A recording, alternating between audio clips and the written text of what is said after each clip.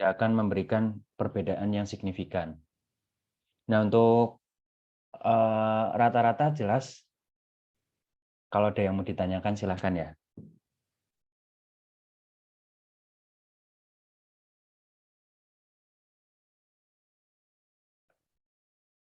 Kalau tidak ada, saya lanjutkan untuk yang ukuran pemusatan kedua, yaitu median.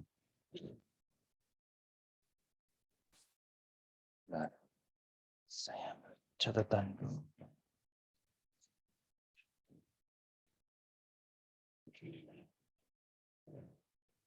Nah, untuk median itu dia didefinisikan sebagai nilai di tengah-tengah data ketika seluruh nilai data itu telah disusun dalam urutan naik atau urutan turun.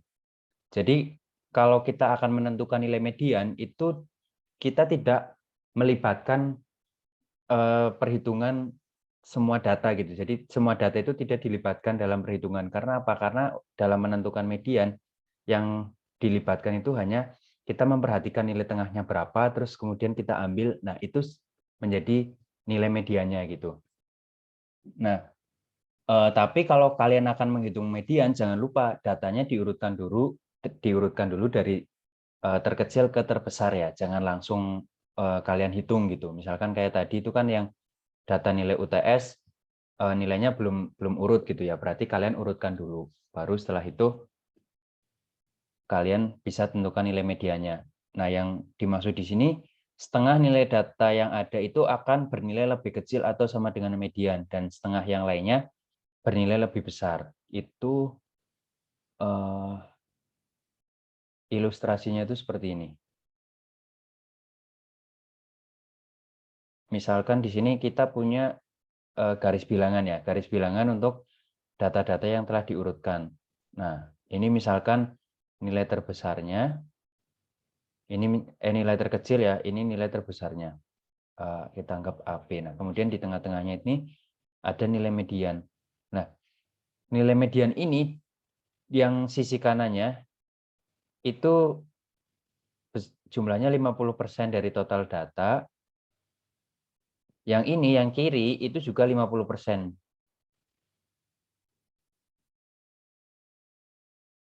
Jadi nilai median itu benar-benar membagi persis di tengah-tengah ya, menjadi dua bagian yang sama besar. Nah, kemudian di sini dijelaskan bahwa median itu nilainya tidak terpengaruh oleh adanya data pencilan.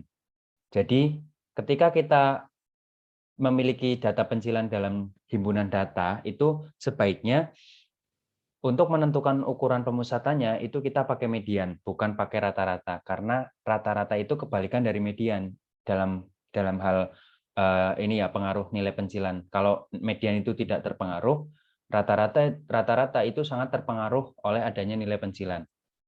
Kalian sudah belajar tentang ini nggak, nilai pencilan atau outlier gitu nggak?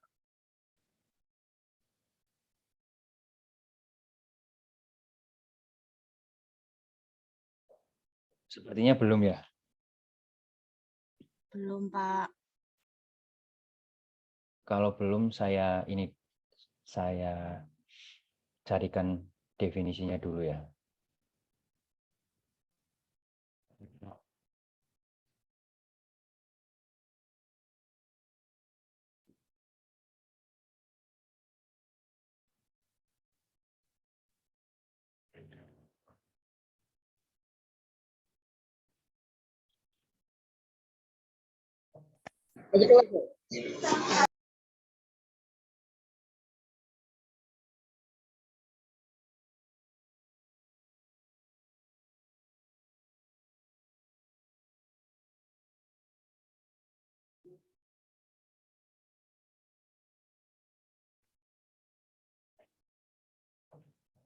Nah, ini.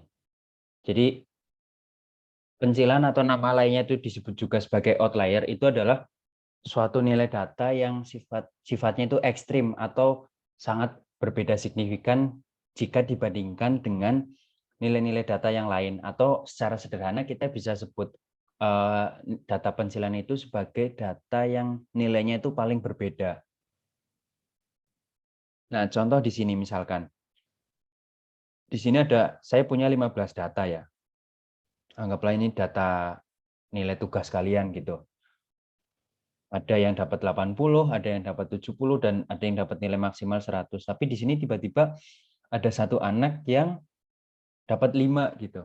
5 dari skor maksimalnya 100. Nah, ini kan nilainya kan sangat perbedaannya kalau ranknya hanya 0 sampai 100, ketika ada satu nilai yang nilainya yang bernilai 5 itu kan bisa dianggap 5 ini sebagai nilai yang sangat berbeda jika dibandingkan dengan nilai-nilai pada umumnya gitu. Nah, oleh karena itu nilai 5 ini itu bisa dikategorikan sebagai nilai outlier atau nilai pencilan gitu. Nah, kalau misal dalam data yang kita miliki itu ada outlier, itu nilai rata-rata akan sangat terpengaruh, sedangkan nilai median itu tidak terpengaruh.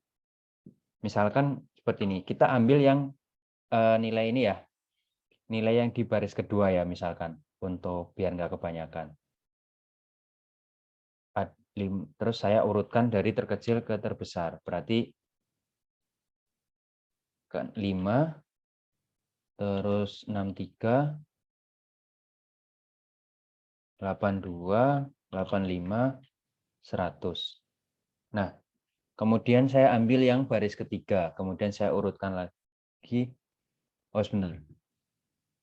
Seperti ini dulu, sama ya, tapi angka 5-nya misalkan saya ganti jadi 63, misalkan ya. 63. Nah, kalau yang atas, nilai mediannya berapa? Median itu nilai tengah. Nah, yang atas itu nilai tengahnya berapa?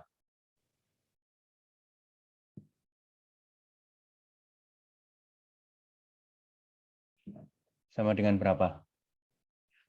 82.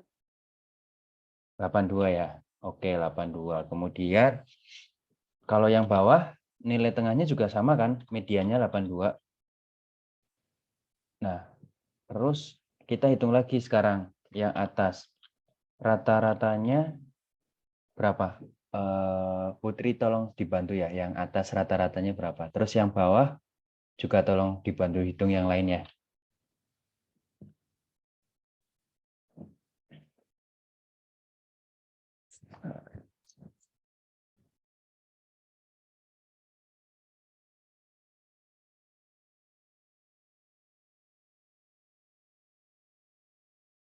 Yang atas berapa rata-ratanya?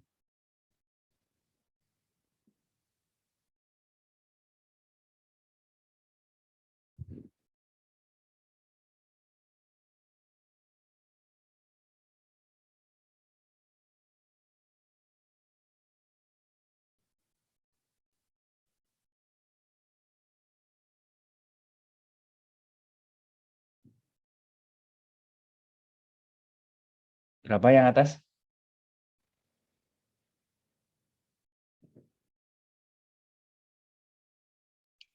75,0. Yang atas 75,0. Kalau yang bawah 75 aja berarti. Yang bawah berapa? 78,6, Pak. 78,6. Ini benar ini 75. Coba saya hitung. Saya ambil kalkulator dulu. 75,06. 75,065 tambah 63 tambah 67. Saya ketemunya 67 ya yang atas ya.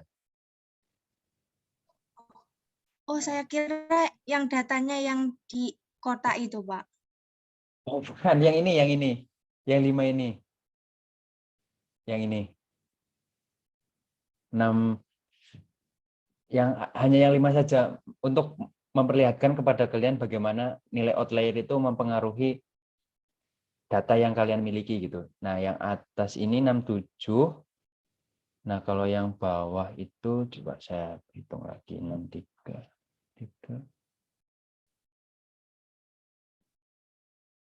78,6 ya.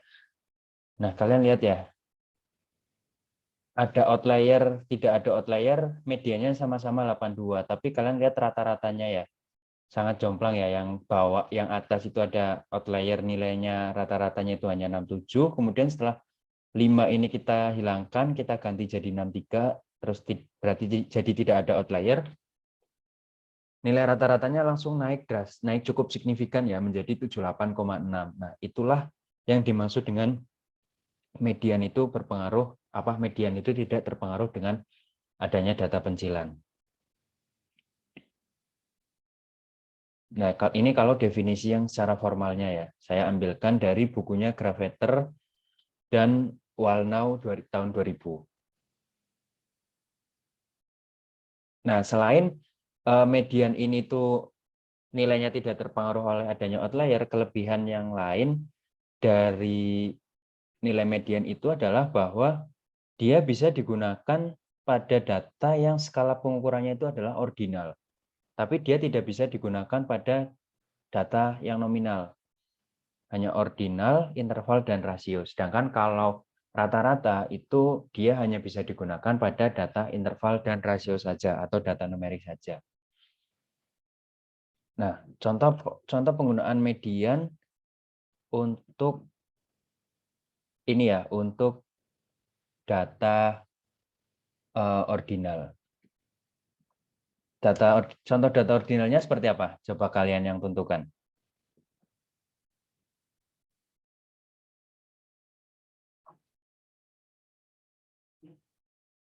Apa contohnya misalkan? Data apa?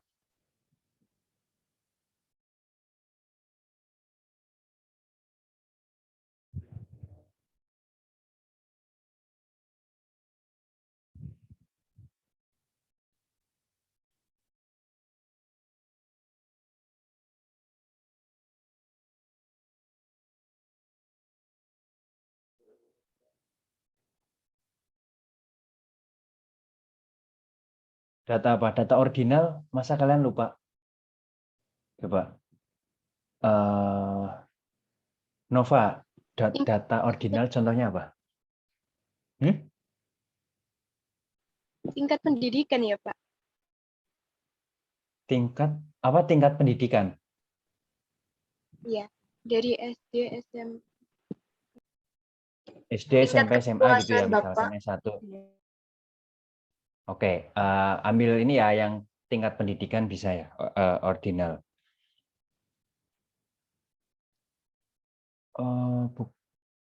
Tapi tingkat pendidikan apakah dia ordinal? Sepertinya lebih meyakinkan ordinal itu adalah tingkat kepuasan ya. Tadi kalau nggak salah saya sempat sekilas dengar ada yang jawab tentang tingkat kepuasan. Kalau kan tingkat kepuasan masyarakat terhadap kinerja gubernur misalkan ya, tidak setuju,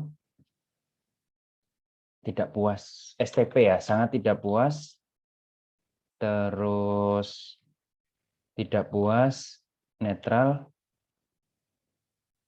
kemudian sangat puas, Pak. Puas, sangat puas gini ya. Nah, misalkan kita punya anggaplah 10 sampel lah ya. 10 jawaban gitu dari 10 responden. STP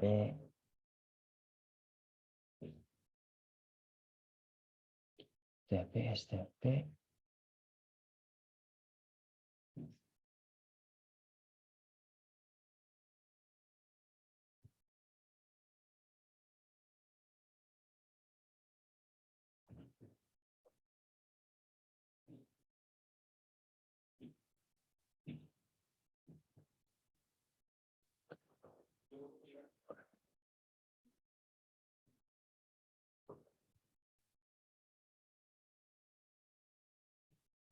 Nah, seperti ini. Oh, sebelum kita ngitung median data ordinal, ini ya saya jelaskan dulu cara menghitungnya ya. Saya belum jelaskan cara menghitungnya. Ini saya simpan dulu. Nah, saya taruh di bawah aja ya. Nah, di sini. Jadi saya jelaskan dulu cara cari mediannya. Kalau untuk cari nilai median, pertama kalian urutkan dulu ya datanya dari terkecil sampai terbesar. Setelah diurutkan, kalian tentukan ukuran sampelnya berapa. Nah, setelah ditentukan ukuran sampelnya, tentukan posisi data yang menjadi nilai median. Jadi sebelum kalian tentukan nilainya, kalian tentukan dulu medianya itu ada di posisi keberapa, posisi data keberapa yang itu menjadi nilai median gitu. Nah, untuk menentukan posisinya itu dibagi jadi 2 kasus, yaitu saat datanya atau N-nya itu ganjil dan saat N-nya genap.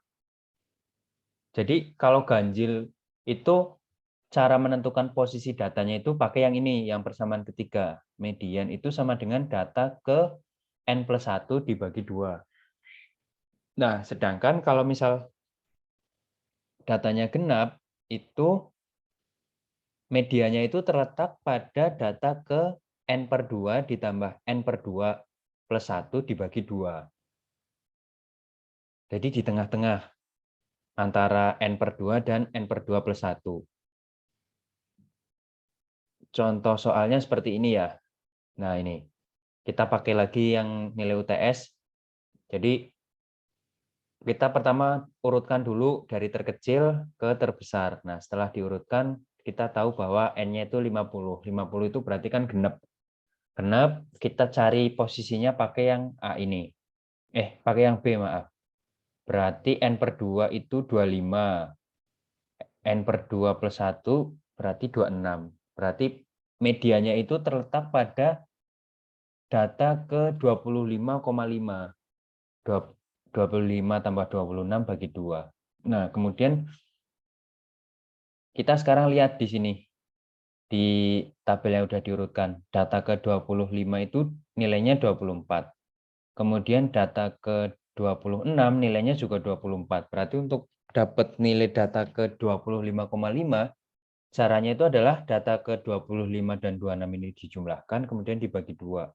Hasilnya sama dengan 24. Jadi medianya itu adalah data ke 24. Nah, kemudian bagaimana kalau kita menghitung untuk data ordinal? Nah, ketika kita akan menghitung median untuk data ordinal, sama konsepnya. Kita urutkan dulu dari jawaban yang tingkatannya itu paling rendah sampai jawaban yang tingkatannya paling tinggi atau paling kuat gitu. Nah, di sini kan berarti jawaban yang tingkatannya paling rendah itu STP, yang paling kuat SP. Nah, misal kita punya 10 sampel, ya kita urutkan dulu. Nah, kemudian ini kan ada 10 ya tadi. Berarti posisi medianya itu ada di data ke berapa? Coba.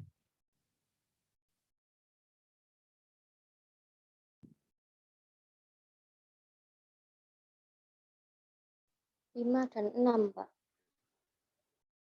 5 dan 6. Satu nilai. Ini posisinya. 6, Pak. 6. Kan 10. 10 berarti kan genep kan? Kalau genep berarti pakai ini.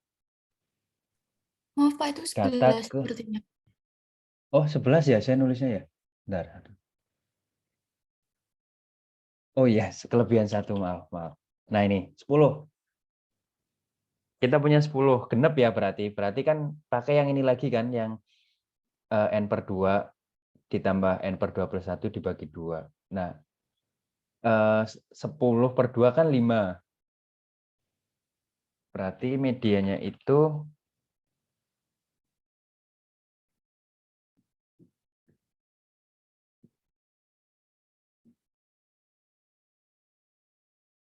median sama dengan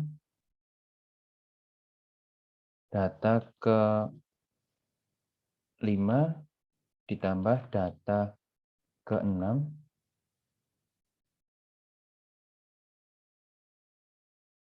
dibagi 2. Nah, berarti kan data ke 5 dan data ke ditambah data ke 6 dibagi 2 berarti data ke 5,5 kan?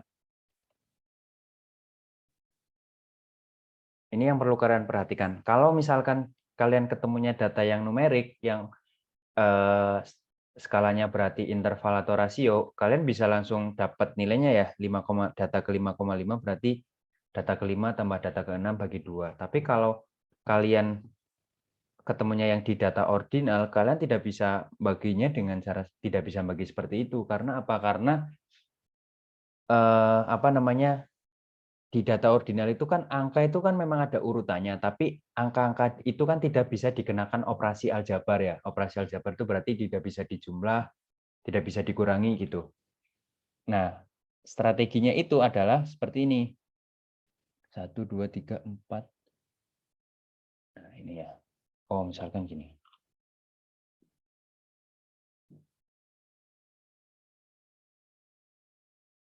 Ini ya.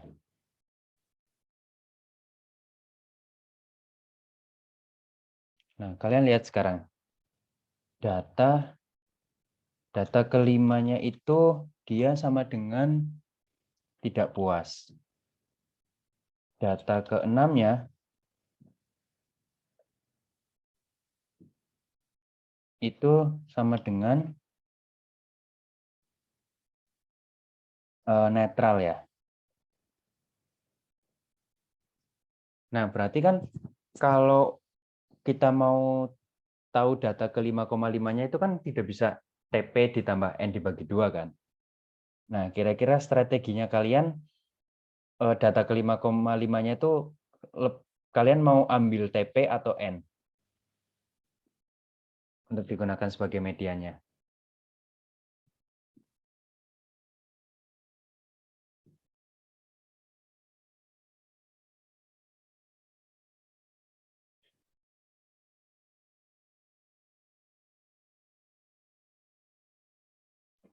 N, Bapak. Coba N ya? Oke, diambil N. Alasannya apa? Kenapa diambil N? Nova ya? Nova. Alasan kenapa N? Kenapa kira-kira alasannya? Nggak apa-apa, kita diskusi bersama ya. Tidak usah takut salah. Ya menurut opininya Nova aja gitu. Karena memang untuk hal-hal seperti ini kan kelihatannya sepele ya. Tapi jarang banget buku statistik dasar gitu di Indonesia terutama yang membahas tentang ini gitu. Median data ordinal kalau misalkan ketemu kasus seperti ini gitu. Nah, kemarin saya ketemu pembahasan seperti ini itu saya ambil di bukunya Montgomery. Montgomery itu dia penulis luar ya, bukan dari Indonesia gitu. Nah, kalau yang tulis Indonesia saya belum nemu. Jadi makanya saya merasa ini ilmu yang cukup menarik gitu untuk saya sampaikan ke kalian. Nah, jadi saya pengen tahu coba menurut Nova alasannya kenapa diambil N.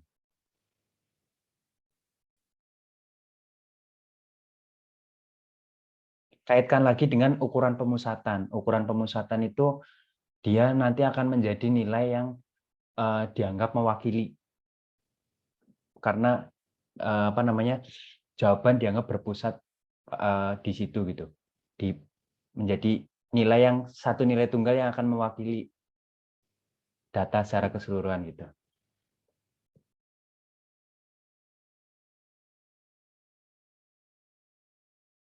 Coba kaitkan dengan itu.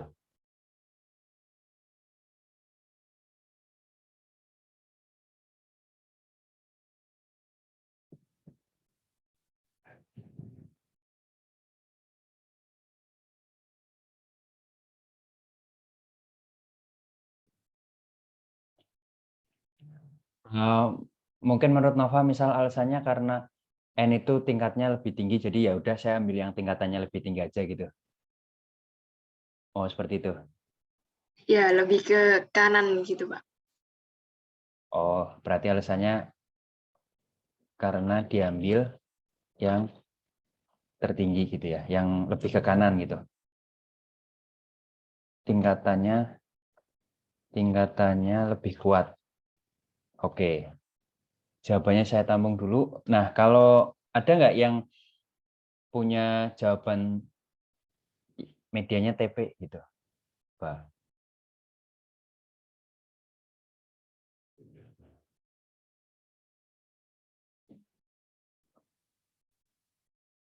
Coba, kalau menurut Diana, TP atau sama-sama N juga, sama dengan Nova?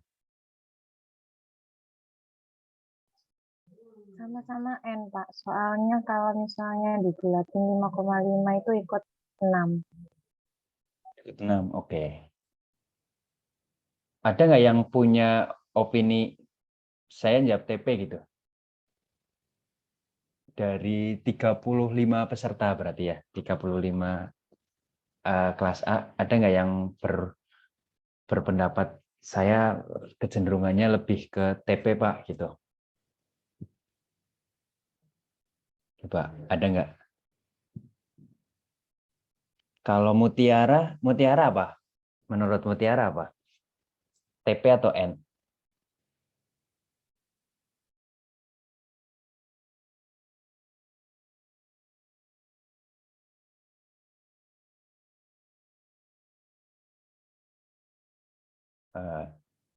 Oke, sambil nunggu jawaban Mutiara ya. Kalau menurut Fadlal Alimi, menurut Fadlal Alimi apa? TP atau N? Kalau saya mungkin TP, Pak.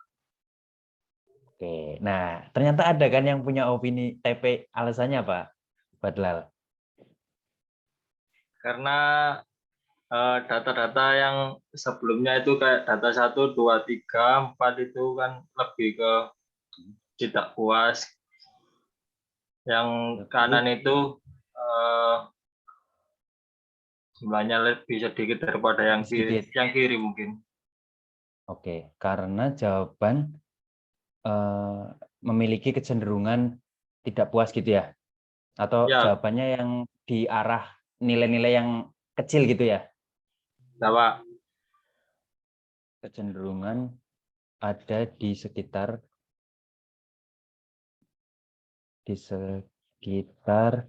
nilai yang kecil gitu. Oke, kecil di sini berarti ya maksudnya merujuk ke tidak puas atau sangat tidak puas ya. Nah, dari kedua jawaban ini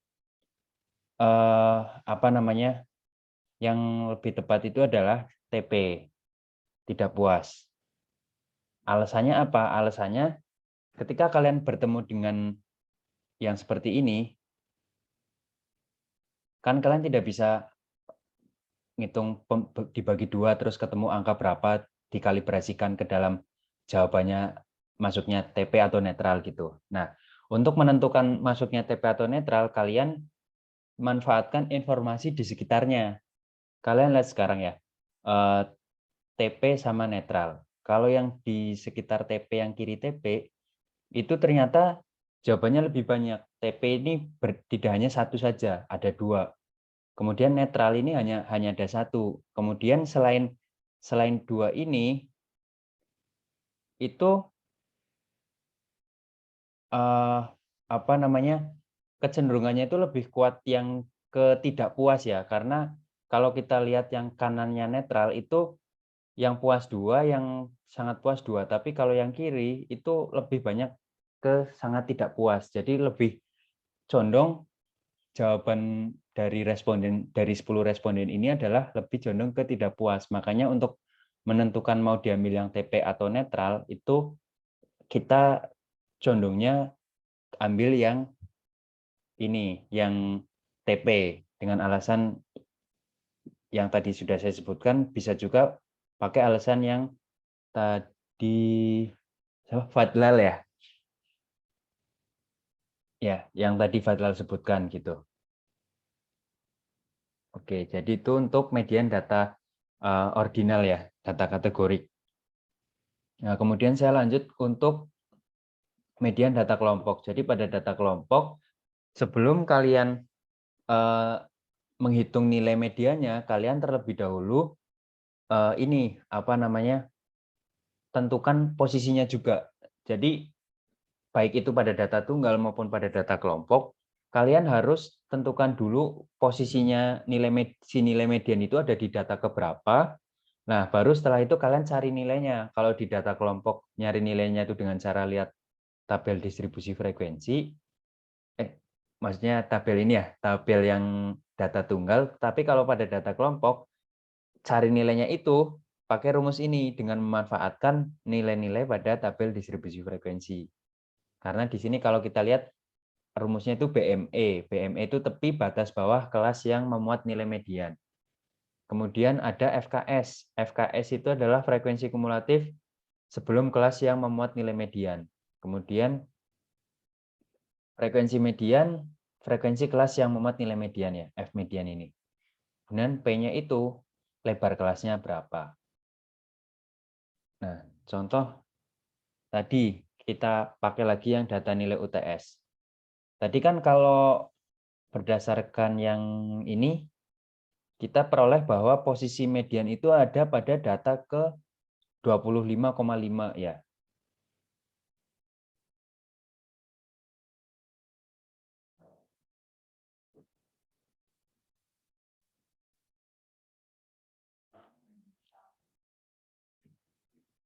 Nah, data ke 25,5 ini masuknya kelas mana? Coba.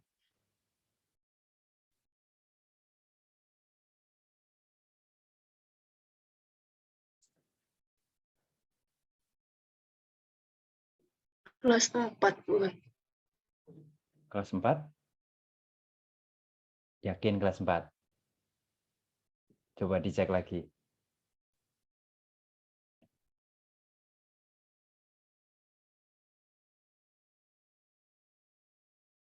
Coba, kalau menurut Firdian di kelas berapa? 25,5. Data ke 25,5. Di kelas ketiga, Pak. Kelas ketiga, ya kelas ketiga ya. Iya. Jadi kenapa kelas ketiga itu adalah karena ini. Yang kelas ke-1 itu kan berarti data ke-1 dan kedua. Kemudian yang kelas kedua itu berarti mulai data ke-3 sampai ke-9. Nah, yang kelas ketiga berarti mulai dari data ke-10 sampai data ke-28 ya. Nah, makanya itu data ke 25,5 berarti dia ada di kelas ketiga. Nah, setelah kita tahu posisi kelas yang ada nilai medianya itu, baru kita bisa tentukan nilainya dengan rumus yang ini. Kelas ketiga BME-nya berarti 20,5 ya, 21 dikurangi 0,5. Kemudian N/2-nya 25. FKS-nya berarti frekuensi kumulatif untuk kelas kedua, 9. Nah, F3-nya, frekuensi yang kelas ketiga itu adalah 19, dengan panjang kelasnya itu sama dengan 4. Nah, setelah itu ya tinggal dihitung, ketemunya 23,89. Itu untuk median. Nah, kemudian untuk ini, nilai modus. Nah, untuk modus ini tuh bisa dianggap atau bisa dipandang sebagai ukuran pemusatan yang paling mudah mencarinya. Karena ya kalau misalkan pada data tunggal ya, kalau pada data tunggal, untuk menentukan nilai modus itu hanya dengan melihat pada angka keberapa dia yang intensitas atau frekuensi kemunculannya paling tinggi. Tidak perlu diurutkan, tidak perlu dihitung, dijumlahkan kemudian dibagi ukuran sampelnya gitu. Nah, berarti modus itu adalah ukuran pemusatan yang berdasarkan pada kemunculannya, intensitas kemunculan berdasarkan pada frekuensi kemunculannya. Nah, kemudian berarti kira-kira kalau menurut kalian, jika konsep nilai modus adalah seperti itu, modus bisa nggak digunakan untuk menentukan ukuran pemusatan pada data nominal?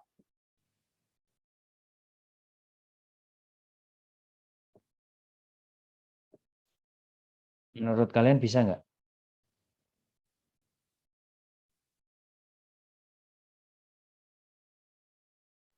Sepertinya bisa, Pak. Sepertinya. Kalau sepertinya itu berarti kayaknya masih ragu-ragu gitu ya. Bisa atau nggak? Harus yakin.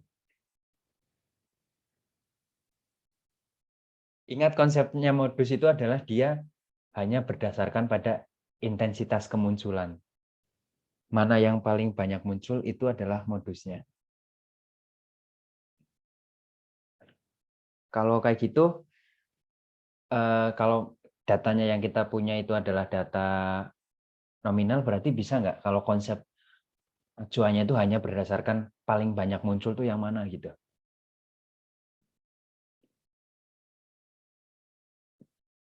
Nova, bisa atau enggak? Bisa, Bapak. Bisa ya? Ya, jadi jawabannya itu bisa. Karena apa ya? Karena kan kita tidak memperhatikan datanya itu diurutkan atau tidak, atau misalkan datanya itu dijumlahkan dulu kemudian dibagi, itu kan enggak kan. Yang kalau pada modus itu kan dia yang dijadikan perhatian itu hanya ini, nilai yang paling sering muncul. Nah, nilai di sini tuh maksudnya ya bisa dianggap sebagai misalkan kalau hasil kuesioner ya bisa dianggap sebagai jawaban yang paling sering muncul. Nah, sedangkan kalau misal kita punya datanya nominal, kita kan bisa ini tetap bisa hitung jawaban yang paling sering muncul itu jawaban apa gitu. Contoh misalkan ini ya. Nah, misalkan asal mahasiswa gitu. Misalkan Diana dari Jombang. Kemudian Nova dari Gresik misalkan ya. Gresik. Firdean asalnya dari Lumajang. Kemudian Dinda asalnya dari Surabaya. Nah, kemudian Fadlal asalnya dari misalkan Gresik juga ya. Nah, bisa kalian tentukan modusnya nggak? Bisa. Mana? Gresik kan ya? Gresik kan? Karena Iya, apa? Karena yang paling sering muncul kan Gresik gitu. Jadi itu tadi modus bisa kita gunakan untuk mengukur atau untuk menentukan ukuran pemusatan pada data dengan skala pengukurannya itu adalah nominal gitu ya. Nah, berarti ukuran pemusatan yang bisa digunakan untuk semua skala itu adalah modus, yaitu nominal, ordinal, interval, rasio semuanya bisa. Tapi kalau median itu hanya ordinal sama numerik saja. Nah, kalau min itu full hanya numerik saja, yang kategorik tidak bisa. Nah, itu ya. Nah, kemudian untuk modus data kelompok itu dirumuskan seperti ini. Untuk mencari nilai modusnya sama dengan batas tepi batas bawah kelas yang memuat nilai modus. Kemudian D1 itu adalah frekuensi kelas modus dikurangi frekuensi kelas sebelumnya. D2 itu frekuensi kelas modus dikurangi frekuensi kelas sesudahnya, dan P-nya itu adalah interval kelasnya. Nah, jika kalian tahu bahwa rumus modus itu adalah seperti ini, maka sebelum kalian menghitung nilainya pakai rumus ini, langkah pendahuluan yang perlu kalian lakukan apa?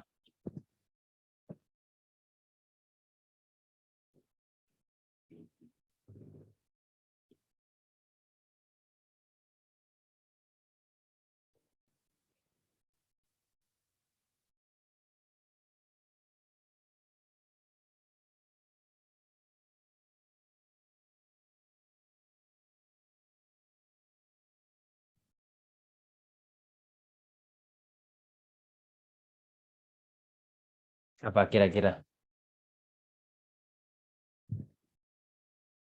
Kalau lihat rumus untuk cari nilainya itu seperti ini. Berarti sebelum cari nilainya, kalian perlu cari apa dulu?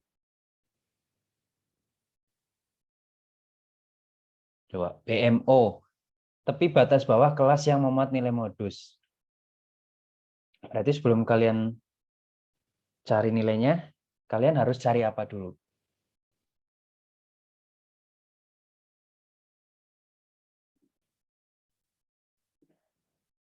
Hafiz Akbar masih gabung ya? Masih, Pak. Kira-kira menurut Hafiz cari apa dulu sebelum masuk ke rumus ini?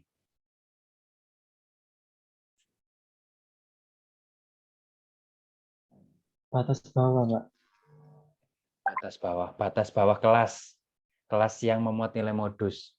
Nah, caranya Hafiz tahu kelas yang memuat nilai modus itu berdasarkan insting saja atau harus dicari dulu dengan menggunakan aturan tertentu gitu. Harus dicari, Pak.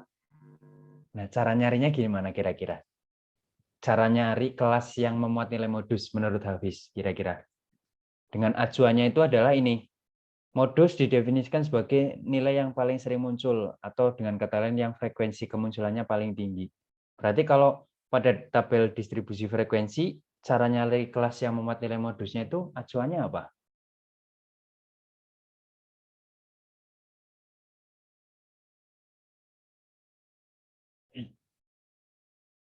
Apa kira-kira? Frekuensi yang paling banyak, Pak, mungkin. Kelas yang frekuensinya paling banyak ya? Iya, Pak. Ya, jadi itu. Jadi sebelum kalian pakai rumus ini, kalian harus tahu dulu kelas mana yang frekuensinya paling tinggi. Dengan kelas yang frekuensinya paling tinggi itulah adalah kelas yang nantinya akan memuat nilai modus gitu. Nah, setelah kalian tahu kelasnya, kalian baru bisa terapkan rumus ini. Nah, ini adalah contoh beberapa contoh soal ya. Pertama, untuk data tunggal yang memiliki tepat satu nilai modus. Di sini ada 10 data. Nah, nilai modusnya di sini adalah 3,44. Karena apa? Karena 3,44 ini dia muncul 2 kali. Lebih banyak dibandingkan yang lain. Nah, kemudian ada juga data yang memiliki lebih dari satu modus, yaitu saat ada 2 atau lebih data yang frekuensi kemunculannya itu lebih tinggi dari yang lain dan frekuensinya sama gitu. Contoh di sini misalkan ya, 3480. 3480. Dia muncul 2 kali. Kemudian 3650 dia juga muncul 2 kali. Sama-sama muncul 2 kali, sedangkan yang lainnya 1 kali. Berarti ini dia bisa dianggap bahwa data ini punya nilai modus banyak 2. Nah, kemudian ada juga kasus yang dia tidak memiliki nilai modus sama sekali, yaitu saat semua nilai datanya itu muncul sebanyak 1 kali semua. Nah, seperti itu. Kemudian untuk data kelompok kita pakai ini ya, kita manfaatkan tabel nilai UTS lagi.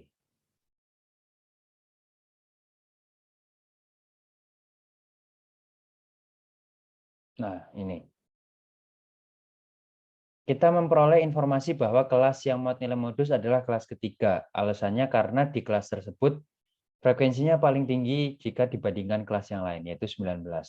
Nah, kita kunci sekarang kelas ketiga berarti yang kita jadikan acuan untuk mencari nilai modus.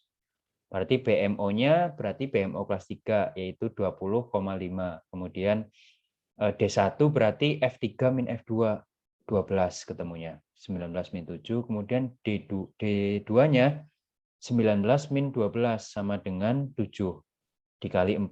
Ketemunya 23,03. Nah, kemudian di sini disebutkan beberapa kekurangan dan kelebihan dari nilai modus jika dibandingkan dengan min. Pertama, modus itu dapat digunakan untuk data kualitatif maupun kuantitatif. Kemudian yang kedua, dia tidak terpengaruh oleh adanya data pencilan. Karena ya itu tadi, konsep untuk mencari nilai modus itu dia hanya berdasarkan kemunculannya. Tidak berdasarkan dengan penjumlahan semua datanya gitu. Nah, kemudian perhitungannya sangat mudah dan sederhana kalau dibandingkan dengan 2 ukuran pemusatan yang lain ya. Nah, kekurangannya tidak semua data punya modus.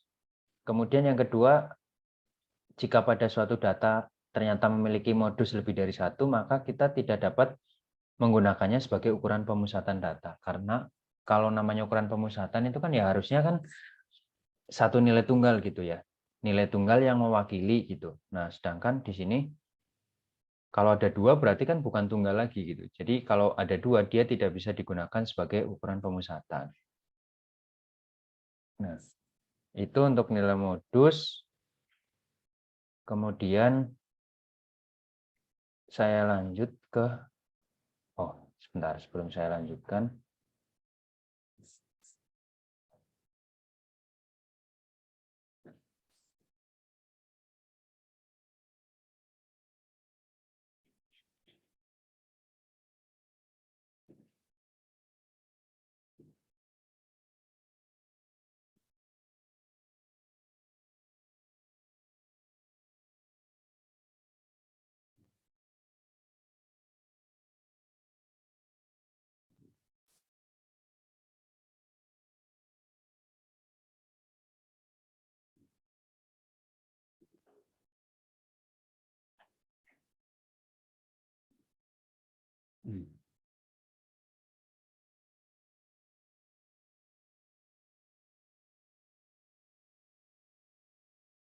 Ini saya punya 2 tabel distribusi frekuensi ya. Nah, biar sama dengan kelas yang lain, saya minta perwakilan dari kalian ada yang mau ngerjakan ya. Jadi rata-rata median modusnya berapa? Untuk masing-masing ini ya. Jadi ada 6 anak yang mengerjakan. Untuk masing-masing anak yang mau mengerjakan nanti akan saya berikan tambahan nilai plus 10 untuk nilai tugasnya ya.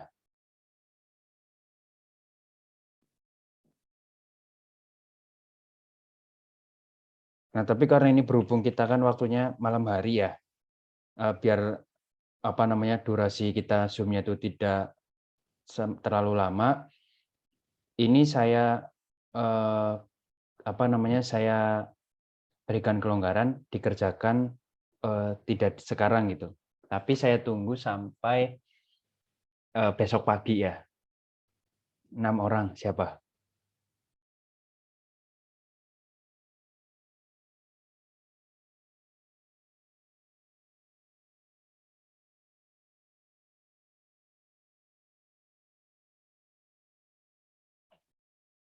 Nah, nanti kalau yang mengerjakan cukup dikerjakan, terus kemudian hasilnya difotokan di grup biar teman-teman yang lain juga bisa lihat jawabannya gitu.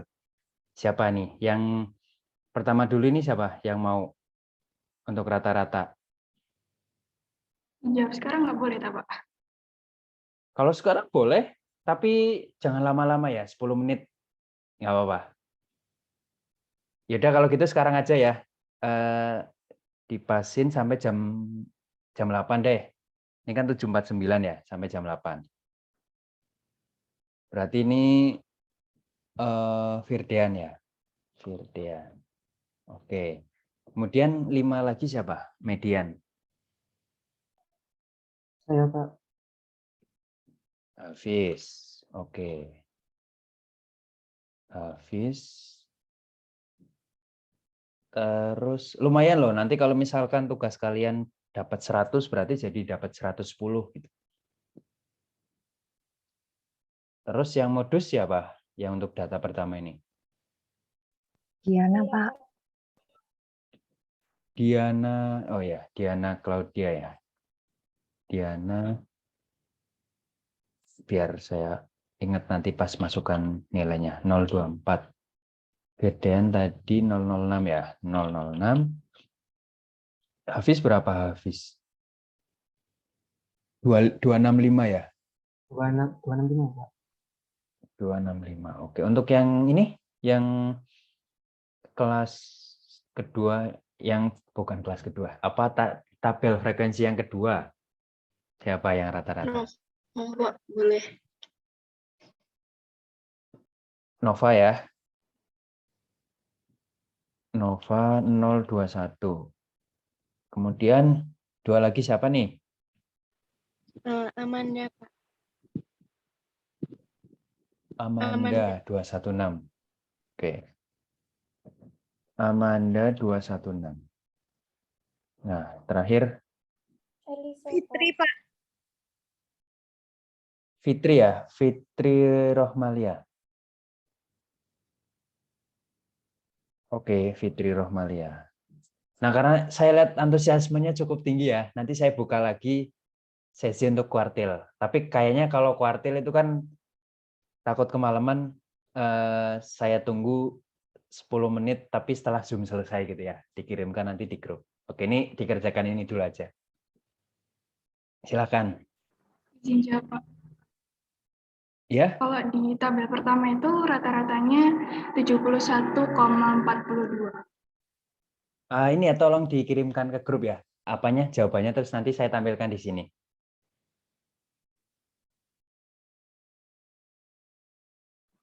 Yang ininya. Biar Ditulis nanti tangan. saya ditulis tangan. Kan cepet kan tinggal ngitung apa? MJ kali FJ itu kan ditentukan dulu MJ-nya berapa gitu. 10 menit cukup lah. Nggak usah terlalu lengkap gitu, asalkan bisa tunjukkan FJ-nya berapa, MJ-nya berapa, kemudian dikalikan, dibagi dengan total datanya ada berapa gitu aja ya.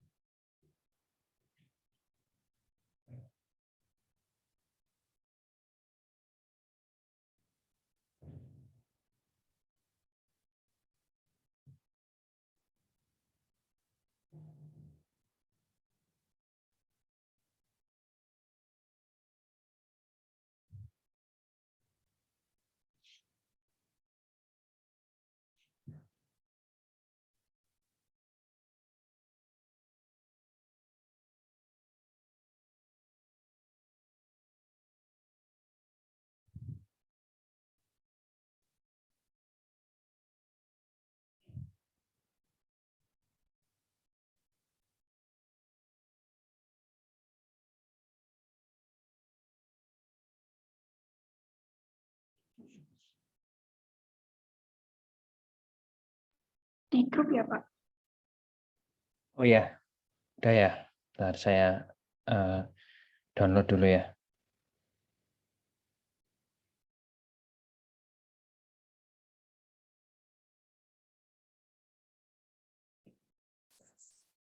Rata-rata. Oke.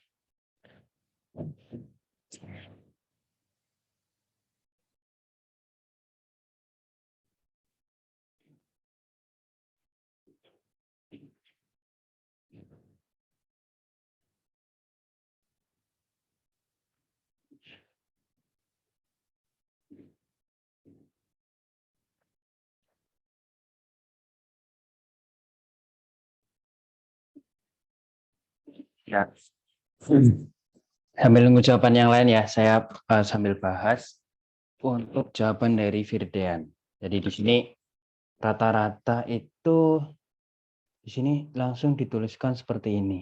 Nah, ini mungkin agak sedikit keliru ya. Kalau menurut Firdean ini data tunggal atau data kelompok? Data tunggal atau menurut Firdean ini tabel apa? Tabel distribusi frekuensi kah atau tabel apa? Frekuensi. Ya, Benar tak, Pak? Frekuensi. tabel apa suaranya? Tabel distribusi frekuensi ya? Iya. Ya, distribusi frekuensi karena di sini dia durasi ini kan bisa kita sebut sebagai intervalnya, kemudian banyaknya iklan berarti ini kan frekuensinya. Berarti ini kan berarti tabel distribusi frekuensi durasi iklan gitu kan? Durasi iklan misal yang tayang di stasiun televisi A gitu misalkan. Nah, kemudian dibuat tabel distribusi frekuensinya seperti ini. Nah, kalau saya minta untuk menghitung rata-ratanya, kira-kira menurut Firdean dan yang lain ya, itu rata-rata durasi iklan atau rata-rata ini frekuensinya. Ini kan banyaknya iklan itu kan sama dengan frekuensi kan? Nah, menurut kalian, menurut Firdean dulu deh, yang ngerjakan kan karena ini kerjanya Firdean, jadi Firdean harus ini ya harus bertanggung jawab gitu ya. Enggak harus ya ini apa buat ya nanti misal salah berarti nanti biar ke depan bisa dibenarkan dan kalau misal ketemu yang seperti ini lagi bisa memperbaiki biar jawabannya jadi benar gitu. Nah, menurut Firdian berarti ini hitung rata-ratanya rata-rata durasi iklannya berapa atau rata-rata frekuensi banyaknya iklan menurut Firdian? Kalau menurut saya sih itu ya banyaknya iklan. Tapi kalau misalkan durasi iklan itu kayak gimana ya, Pak? Ngitung rata-ratanya itu. Durasi iklan berarti kan misalkan gini ya. Anggaplah gini misalkan. Durasi iklan misalkan iklan ini deh, iklan kopi ABC gitu. Durasinya misalkan 22 detik.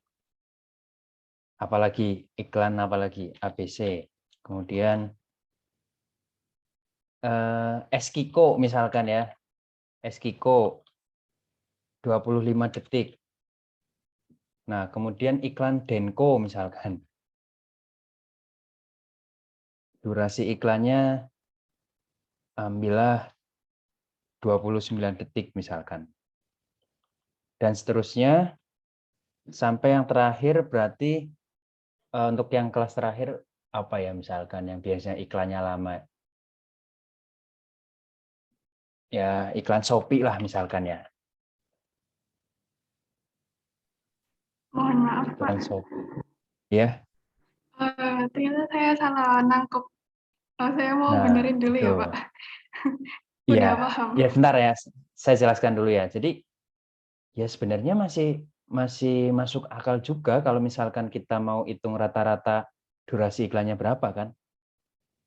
Ya, ya misal rata-rata iklan yang tayang di anggaplah Indosiar gitu ya. Yang tayang di Indosiar itu berapa sih rata-ratanya gitu?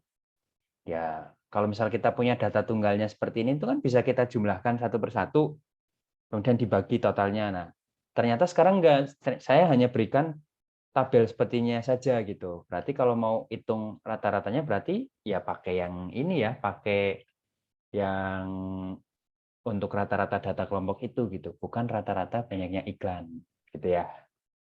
Oke. Jadi ini untuk perhatian yang lain juga karena tidak hanya di kelas ini, kemarin di kelas yang lain juga sempat ada yang misinformasi juga seperti tadi Firdian. Jadi yang ditangkap pemahamannya itu yang minta untuk hitung rata-rata yang ini. B harusnya yang ini ya. Oke, berarti untuk Firdian ini jawabannya masih mau diperbaiki lagi. Untuk yang lain, kalau udah ini ya, tolong dikirim.